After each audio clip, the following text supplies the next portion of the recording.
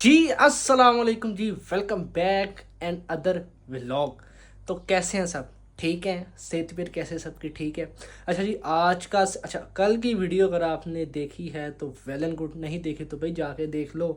Vlogging start हो गई है आपके भाई की यूके में ही। आपको इंशाल्लाह सब स्टेप बताएंगे, क्या क्या सीन है, क्या क्या चीज़ें हैं यहाँ पे।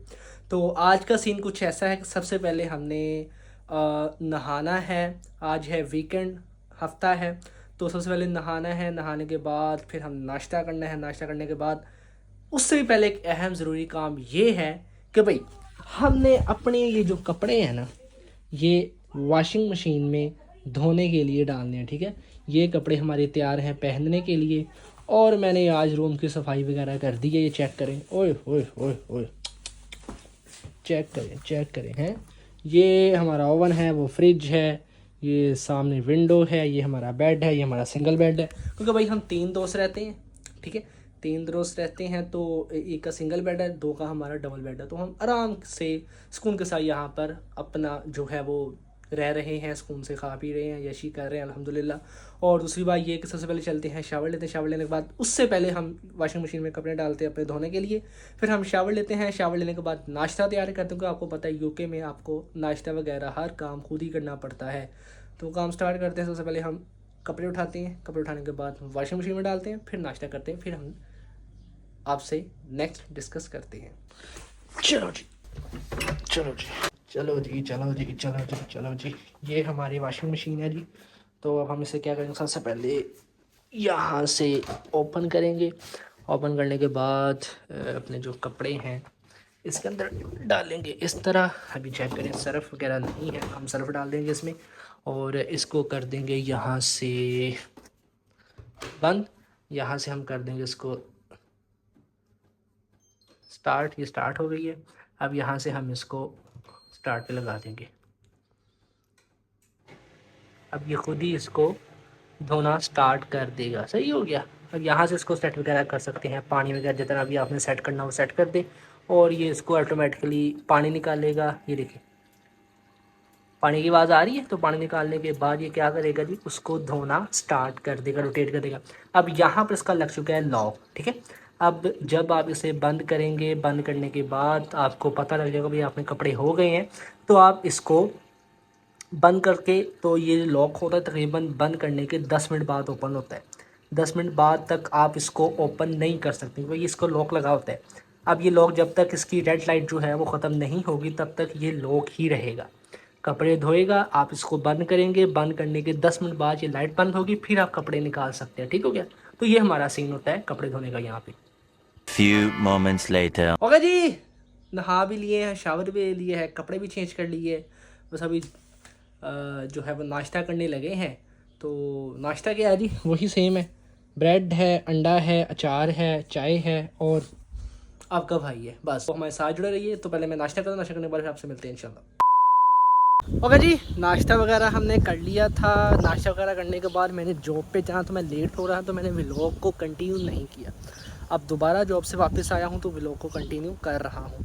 अब अगला प्लान मेरा क्या है कि भाई मैंने आपको बताना ये है, इस व्लॉग का मकसद ये है कि भाई आपको यूके में आने के लिए, स्टडी वीज़े में आने के लिए कौन कौन से स्टेप से गुजरना पड़ता है, वो सारा इंशाल्लाह इस वीडियो में बताऊँगा। तो थोड़ा सा वेट करें जब तक मैं थोड़ी सी जगह ढूँढता हूँ कहाँ बैठ के आपको बताना है, तो फिर इंशाल्लाह आपको बताता हूँ। ठीक है जी, होगा जी। तो हम एक सेफ़ जगह पे, एक मज़ेदार जगह पे बैठ गए हैं। ये चेक करें, ओए होए होए, शाम का वक्त है जी।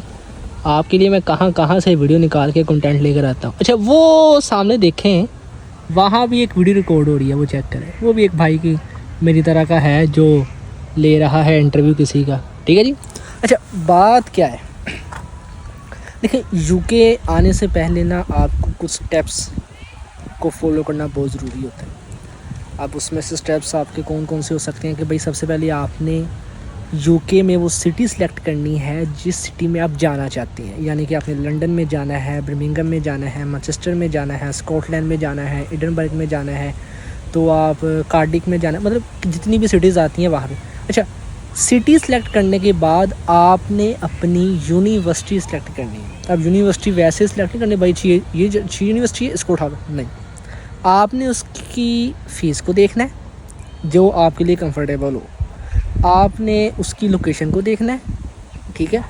आपने उसके एजुकेशनल सेक्टर को देखना है कि कैसी है एजुकेशन इसकी, आपने उसकी रैंकिंग को देखना है, ठीक है। क्योंकि जब आपका इंटरव्यू होगा तब यूनिवर्सिटी ये क्वेश्चन आपसे करेगी।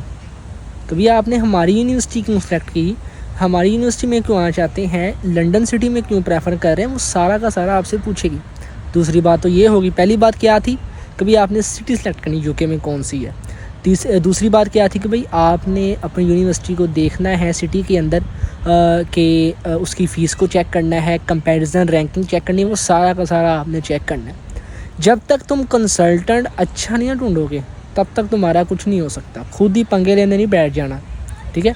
कंसल्टेंट को ढूंढो, अच्छा ढूंढो। अगर तो कंसल्टेंट मेरे वाले से आपने कांटेक्ट करना है तो मैं नीचे डिस्क्रिप्शन में नंबर दे रहा हूँ, ठीक है। उनसे बात कर लें और मेरा रेफरेंस दे दें तो आपका सारा काम इंशाल्लाह हो जाएगा। ठीक हो गया, दो बातें होगी। अब तीसरी बात यहाँ पर होती है कि भाई आपने वहाँ पर अकोमोडेशन का सीन क्या करना है, कि भाई क्या जिस सिटी में आप जा रहे हैं, जिस सिटी में आप यूनिवर्सिटी में जा रहे हैं, वहाँ पर जो अकोमोडेशन है वो सस्ती है, महंगी है, या आपके बजट के हिसाब से है कि नहीं है। ये भी चीज़ आपने देखनी है लाजमी, इसका भी आपने सर्च करना है। नो डाउट लंदन थोड़ा सा महंगा है लेकिन ये बहुत बड़ा वाइड एरिया है, ठीक है। ये आपको निखारता है, आपकी स्किल्स अपॉर्चुनिटी को बढ़ाता है। मैनचेस्टर चले जाएँ, बर्मिंघम चले जाएँ, वहाँ पर आपकी जो अपॉर्चुनिटी है वो कम होती हैं जॉब की, और इसके साथ साथ आपका जो पे रेट होता है वो सेम ही होता है, उतना ज़रा डिफरेंस नहीं होता, लेकिन वहाँ पर जो आपको अकोमोडेशन है वो सस्ती मिल जाती है। तो ये भी चीज़ आपने देखनी होती है। अच्छा, अकोमोडेशन के बाद आपका अगला स्टेप क्या होगा? अगला स्टेप आपका ये होगा कि भाई आपने अपने सारे जो एजुकेशनल डॉक्यूमेंट्स हैं वो इकट्ठे करने हैं। उसमें आपकी मैट्रिक डिग्री होगी, उसमें आपकी इंटर की डिग्री होगी, उसमें आपकी बैचलर की डिग्री होगी, उसमें आपकी हाँ ये 3-4 डिग्रियाँ होगी। आपके जो कोर्सेज़ आपने की हैं, डिप्लोमे वगैरह किए हैं, वो सारे के सारे इकट्ठे करके एक फ़ाइल बना के रख लो। CS स्कैनर से स्कैन करके फ़ाइल बना के PDF बना के रख लो, ठीक है। उसमें आपका पासपोर्ट आएगा, उसमें आपकी CV आएगी, ठीक है। अगर CV लगानी है, अगर रिक्वायर्ड है तो दे दें, उसमें मसला नहीं है, ठीक है। उसके बाद पासपोर्ट तो ज़रूरी है आपका फ़ोन नंबर आएगा, ठीक है। आपकी ईमेल आएगी, ठीक है, जिस ईमेल पे आपको वीज़ा आना होता है ग्रांटेड, वो सारी की सारी चीज़ें आपने अथेंटिक तौर पर देनी होती है। अगर आपका ईमेल पहले यूज़ हो चुका है उसको छोड़ दें, नया ईमेल बनाएं, उसके ज़रिए आप अपना अप्लाई करवाएं कंसल्टेंट से, ठीक हो गया। अच्छा, उसके बाद हमारे पास बात क्या आती है कि भाई आपने इंटरव्यू की तैयारी भी करनी है। देखें, जिस भी यूनिवर्सिटी में जाते हैं वहाँ पर इंटरव्यू होना लाजमी होता है। वहाँ पर इंटरव्यू लेते ही लेते हैं आपको, जो सी मर्जी यूनिवर्सिटी है वो आपका इंटरव्यू लिए बगैर आपको इंटर नहीं होने देती। टेस्ट आप पे डिपेंड करता है, आइट्स करना है, PTE करना है, टॉफल करना है, जो आपको रिक्वायर्ड हो। बाज़ यूनिवर्सिटी होती हैं जो MOE बेस पे ले लेती हैं। MOE बेस क्या होता है कि भाई आपका इंग्लिश प्रोफिशिएंसी लेटर चल जाता है जिस यूनिवर्सिटी से आपने की होती है अपनी डिग्री, ठीक हो गया। अब यहाँ पर एक क्वेश्चन आता है कि सर हमने एफिलेटेड कॉलेज से डिग्री कंप्लीट की है तो हम क्या करें, हम क्या कॉलेज का ही, एफिलेटेड कॉलेज का ही इंग्लिश प्रोफिशिएंसी लेटर ले लें? नहीं भाई, ऐसा नहीं होता। वहाँ से आपको नहीं मिलना, आपको आपके मेन कैंपस से मिलना है जिस कैंपस के थ्रू आपने डिग्री की है। अगर कॉलेज आपका ग्रेजुएट है, कोई भी कॉलेज है, वो किसी के साथ लिंक होगा, किसी यूनिवर्सिटी के साथ लिंक होगा, उस यूनिवर्सिटी से आपने अपना इंग्लिश प्रोफिशिएंसी लेटर निकलवाना। अब रिकमेंडेशन लेटर की बात आती है। रिकमेंडेशन लेटर क्या होता है कि भाई 2 प्रोफेसर आपको रिकमेंड करते हैं कि भाई बच्चा हमारा ठीक है, हमारे पास पढ़ा है, इसकी नेचर अच्छी है, पर्सनैलिटी अच्छी है। ये भी आप किसी कॉलेज वाले टीचर का नहीं ले सकते, ये वहीं से मिलेगा जिस कैंपस के थ्रू आपने अपनी डिग्री मुकम्मल की है, बेशक। अच्छा चले, मैंने अपनी डिग्री मुकम्मल की है जी government graduate college Abdullapur Faisalabad, ठीक हो गया। अब उसमें जो उसके मतलब कि किसके अंडर आता है, ये जिस यूनिवर्सिटी ऑफ फैसलाबाद के अंडर आता है, तो मैं 2 रिकमेंडेशन लेटर कॉलेज के नहीं लूँगा, मैं रिकमेंडेशन लेटर लूँगा यूनिवर्सिटी से जाके, ठीक हो गया। तो ये भी चीज़ आपको देखनी पड़नी है। ये नहीं करना कि जहाँ से आपने पढ़ा है वहीं से 2 रिकमेंडेशन लेटर उठाओ लगा दो, ऐसा नहीं होता, एप्लीकेशन आपकी रिजेक्ट हो जाएगी, ठीक है। आपने इंग्लिश प्रोफिशिएंसी लेटर बना लेना है, वो भी आपको मेन कैंपस से मिलेगा। उसके बाद आपने क्या कहते हैं उसे 2 रिकमेंडेशन लेटर ले लेने हैं, अपने एजुकेशनल डॉक्यूमेंट सारे इकट्ठे कर लेने हैं, ठीक है। अपनी डिग्रियाँ, ट्रांसक्रिप्ट सब कुछ इकट्ठा कर लेना है, आपने CV इकट्ठी कर लेनी है, ठीक हो गया। आपने क्या लगा देना जी उसमें पासपोर्ट की पिक्चर एक खींच के वो दे देनी है कंसल्टेंट को, ठीक है। अपना नंबर आपने सही देना है जिस पर आपको कॉल है कि इंटरव्यू के लिए। फिर आपने अपना ईमेल देना है जिस पर आपका वीज़ा ग्रांट होगा, वो भी ईमेल आपने अपना ऑथेंटिक देना है, कोई पुराना ईमेल नहीं देना, कोई जो यूज़ आप कर चुके हैं, ठीक हो गया। ये भी आपने ध्यान से देखना है, ठीक हो गया। अच्छा, उसके बाद ये सब चीज़ें तो आपकी एप्लीकेशन में आएंगी। अब जब आपका इंटरव्यू होगा उसके पास आपसे वो चीज़ें मांगेगी, आपका टीबी टेस्ट मांगेगी, आपका करैक्टर सर्टिफिकेट मांगे। करैक्टर सर्टिफिकेट क्यों ज़रूरी है? जब भी आप यूके में आते हैं तो यहाँ पर सबसे पहले बच्चे क्या करते हैं कि सिक्योरिटी क्लासेस लेते हैं। अब सिक्योरिटी क्लासेस के लिए आपको करैक्टर सर्टिफिकेट का होना लाजमी है। करैक्टर सर्टिफिकेट क्या होता है कि आपका एक पुलिस करैक्टर सर्टिफिकेट होता है, जिस मुल्क में आप रह रहे होते हैं वहाँ का करैक्टर सर्टिफिकेट आपके लिए बनाना लाजमी है कि पता लग सके आपका रिकॉर्ड क्या है, पाकिस्तान में, इंडिया में क्या रिकॉर्ड है, कि आप किसी जुर्म में मुलव्विस तो नहीं है। तो वो करैक्टर सर्टिफिकेट यहाँ पर तब चलता है जब आप सिक्योरिटी के लिए बैच अप्लाई करते हैं, ठीक हो गया। अब उसके बाद टीबी टेस्ट ज़रूरी है भाई। जब तक टीबी टेस्ट नहीं होगा तब तक यूके आपको एंट्री देगा ही नहीं, तो ये भी आपने ध्यान रखना है। इसमें यूनिवर्सिटी वेरी करता है कि कौन सी यूनिवर्सिटी क्या मांग रही है क्या नहीं, ठीक हो गया। किसी यूनिवर्सिटी की फ़ीसेस कम है, किसी यूनिवर्सिटी की फ़ीसेस ज़्यादा हैं, वो आपने कुछ सेलेक्ट करनी है।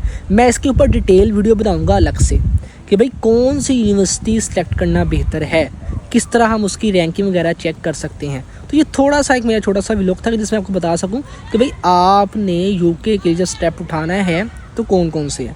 बाज़ यूनिवर्सिटी होती हैं कि भाई आपको जनवरी इनटेक भी देती हैं, आपको मई इनटेक भी देती हैं, आपको सितंबर इनटेक भी देती हैं। 3 इनटेक किसी यूनिवर्सिटी के साल में 3 होते हैं। अब कुछ यूनिवर्सिटी होती है कि भाई सिर्फ जनवरी और सितंबर का इंटेक देती हैं, कुछ यूनिवर्सिटी को भाई सिर्फ सितंबर का इंटेक देती हैं। तो इन यूनिवर्सिटी का मैं आपको अलग से व्लॉग बना के, अलग से वीडियो बना के बताता जाऊंगा। टेंशन नहीं लेनी है, आप मेरे साथ रहें, आपको प्रॉपर गाइड करता जाऊंगा, ठीक हो गया। तो उम्मीद करता हूँ वीडियो पसंद आई है। कोई चैनल को सब्सक्राइब कर लें, बेल आइकन को प्रेस कर लें। अगर मज़ीद आपको कोई भी क्वेश्चन करना है तो नीचे कमेंट बॉक्स में मुझे कमेंट कर दें, मैं उसके रिलेटेड वीडियो बना दूँगा, ठीक है जी।